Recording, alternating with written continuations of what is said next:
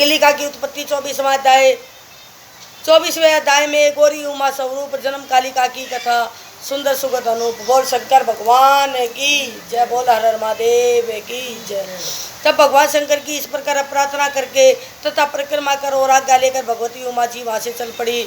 सीधी हिमाचल पर पहुंचकर अपने माता पिता से मिलकर फिर पहले वाले स्थान पर तप करने के लिए पहुंच गए। अपने शुद्ध हृदय में भगवान शंकर के चरणों को ध्यान करके सभी बाह्य क्रिया त्याग कर कठोर तपस्या करने लगे। प्रतिदिन मध्याह्न सायकाल तीनों समय स्नादि करके वन में पुष्प आदि के लेकर पूजन किया करती थी। उनके ध्यान से यही भाव थे कि सदाशिवी ब्रह्मा जी की मूर्ति में विराजमान होकर पधारे और मुझसे इस तपस्या का फल प्रदान करे। इस प्रकार के पूजन ध्यान तप करते करते आपका बहुत सा समय व्यतीत हो गया। उस समय वहाँ एक उग्र सिंह आ पहुँचा। भगवती के निकट पहुंचकर वह भगवती माता को भक्षण करने के लिए तत्पर हुआ। किंतु भगवती के उग्र तेज प्रकाश के आगे उसकी एक बिना चली वह मूर्ति जैसा वहाँ खड़ा रह गया। वह भूखा तो था, उसे अंत कहीं माँ से मिला था। भगवती के शरीर का लोभी होकर रात दिन भगवती को देखते देखते वहाँ खड़ा रहा। भगवती उमा जब उसे देखती तो अपने मन ही मन ये धारण कर लेती थी कि यह सिंह मेरा भगत है, अन्य जीवों से मेरी रक्षा करने के लिए यहाँ खड़ा रहता है। उस प्रकार की धारणा द्वारा उस सिंह के सभी पाप भगवती ने नाश कर दिए और उसे दया की दृष्टि दी, जिसे वह पाप मुक्त होकर भगवती के प्रभाव से भूख प्यास से छुटकारा पा गया। उसका जीवन सफल हो गया। फिर तो भगवती उमा जी की सेवा में तत्पर हो गया। हिंसक जीवों से भगवती की रक्षा करता हुआ समंतरता पूर्वक वन में विचरण करने लगा। इधर देवता गण अंतर उपद्रव कर रहे थे। देवता लोग उनके उपद्रव से बहुत व्याकुल हो गए। सीधे ब्रह्मा जी के पास पहुँच उन्हें अपना दुखड़ा सुनाया। तब ब्रह्मा जी देवताओं के दुखों से मुक्त करने के लिए भगवती उमा के पास आया। उन्हें तप में लीन देखकर मन ही मन में प्रणाम किया। भगवती जी ने भी देख लिया। उठकर उनका आदर सत्कार किया। आदर पाकर जब ब्रह्मा जी बैठ गए तब उन्होंने पूछा, है मातेश्वरी, आप तो तपस्या का फल देने वाली हो, फिर आप इस प्रकार की कठोर तपस्या किस कारण कर रही हो?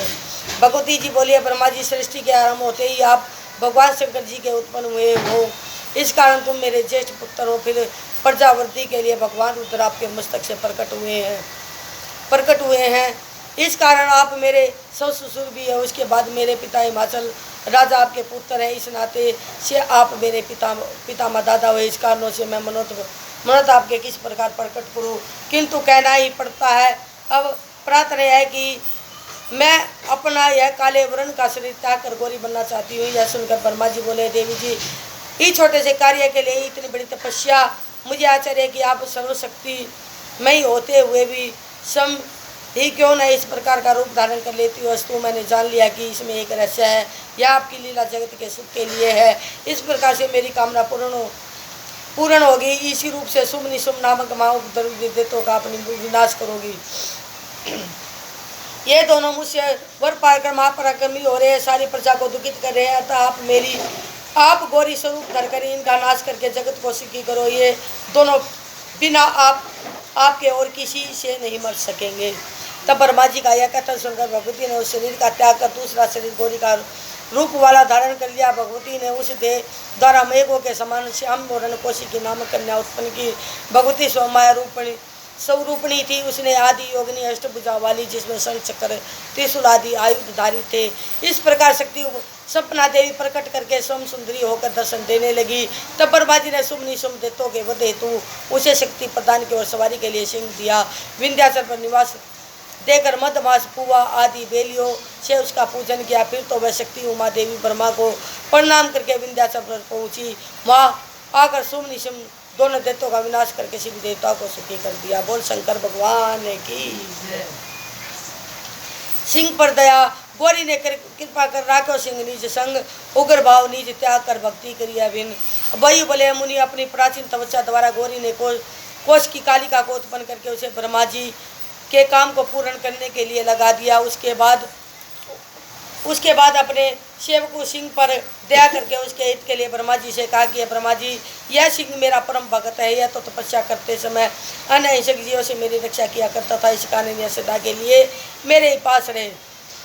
उसका निवास मेरे ही राजभवन में होगा। अब अब मैं इसको साथ लेकर अपने घर जाना चाहती हूँ, मुझे आज्ञा प्रदान करे। इतना सुनकर ब्रह्मा जी बोले, जगदम्बे यह तो आप सांप को दूध पिला रही हो, मुझे तो यह कोई कपटी देता मालूम होता है। इस प्रकार तो यह ऋषि मुनियों की एवं शंकर जीवों के कई रूप बनाकर इच्छा क्या करेगा, इसलिए इसे अपने कर्मों पर छोड़ दे।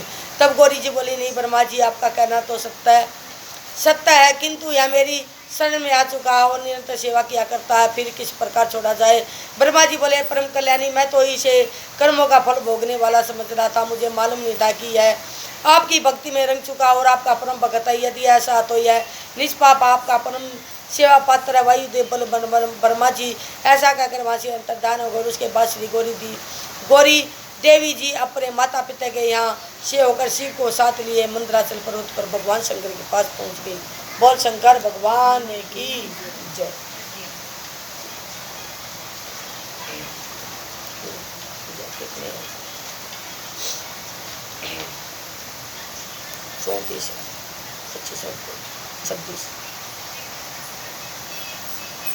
शिव और गौरी का मिलान अनुपम सुगंध स्वरूप विस्मरणीय सब भयो सिंह भक्ति की से धन्य है। वायुदेव बोले, ऋषियों, श्री गौरी जी ने अपने राजमहल में पहुंचकर भगवान शंकर की चरण वंदना की, तब श्री गौरी मिलाप। वायुदेव बोले, ऋषियों, श्री गौरी जी ने अपने राजमहल में पहुंचकर भगवान शंकर के चरण की वंदना की, तब शंकर जी ने श्री गौरी जी को अपने चरणों से उठाकर छाती से लगा लिया। श्री गौरी जी हंसते हंसते सिंह पर विराजी भगवान शंकर भी प्रसन्न होते हुए वहाँ पहुँचकर उन्हें गोद में लेकर मुकम्मल का स्वाद पाकर बोले, है प्राण श्री। बोल शंकर भगवान।